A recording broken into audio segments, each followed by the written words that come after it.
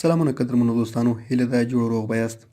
ګرانو دوستانو، نن مو درته ډېره په زړه پورې کیسه راوړې ده. هیله ده د پام وړ مو وګرځي. یو ډېر دولتمند سړی هاشم سره بې شماره ځمکې، جایداد او دولت و، مګر هغه بې نهایته ډېر بخیل و.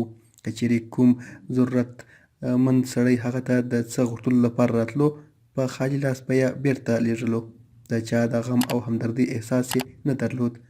حقدار ته به یې په حق ورکولو کې هم د بدبینۍ نه کار اخیسته. په کلي کې هېڅ څوک ترې خوشحال نه و. هاشم به همیشه په دې اندېښنه و چې د کور څخه یې دولت څوک پټ نه کړي.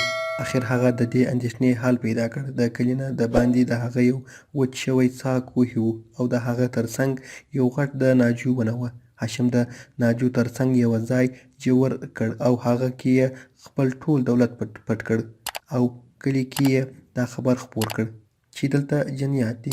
د جنیاتو د ډار له لاسه خلکو هلته تګ پرېښود، او ماشومان هم هلته نه تلل. همداشان څه وخت تېر شوی نه و چې یوه شپه د هغه کور ته 3 غله راننوتل. یو غل و غرید او ویې ویل: څومره مال او دولت چې لرې موږ ته یې راکړه، او که چیرې دې غږ وویست نو خیر دې نشته.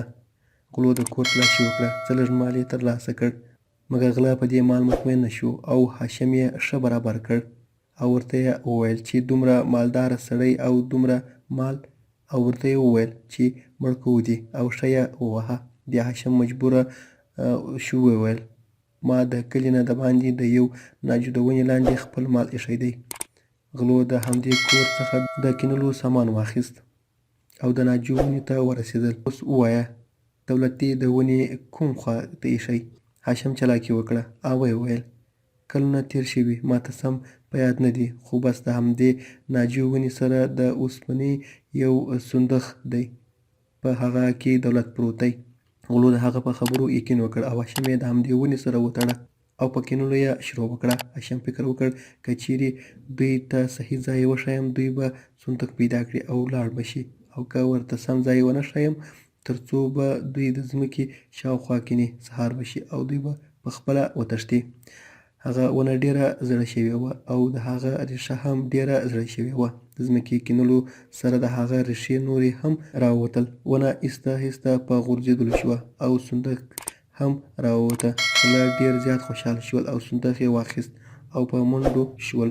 هاشم د خپل مرستې لپاره ډېرې چیغې ووهلې او د کلي خلکو هم د چیغو غږ واورېد، خو د مرستې لپاره رانغلل.